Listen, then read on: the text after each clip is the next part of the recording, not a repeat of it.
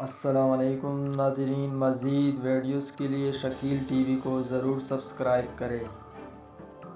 پاکستانی خواتین سیاستدانوں کے ناجائز جنسی تعلقات، ریحام خان نے نیا پنڈورا باکس کھول دیا۔ ریحام خان نے کہا ہے کہ پاکستان میں خواتین سیاستدانوں کو جنسی طور پر ہراساں کیا جاتا ہے۔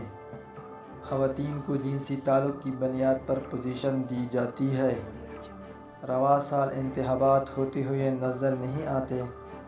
جرمن میڈیا کو انٹرویو دیتے ہوئے ریحام خان نے کہا کہ پاکستان میں خواتین سیاستدانوں کو جنسی طور پر ہراساں کیا جاتا ہے۔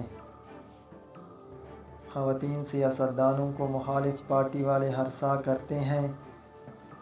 خواتین کو جنسی تعلق کی بنیاد پر پوزیشن دی جاتی ہے، جبکہ کئی خواتین کو آفر سے انکار پر سیاست چھوڑنی پڑی۔ انہوں نے مزید کہا کہ رواں سال انتخابات ہوتے ہوئے نظر نہیں آتے۔ اگر انتخابات ہوئے تو میری کتاب انتخابی نتائج پر ضرور اثر انداز ہو سکتی ہے۔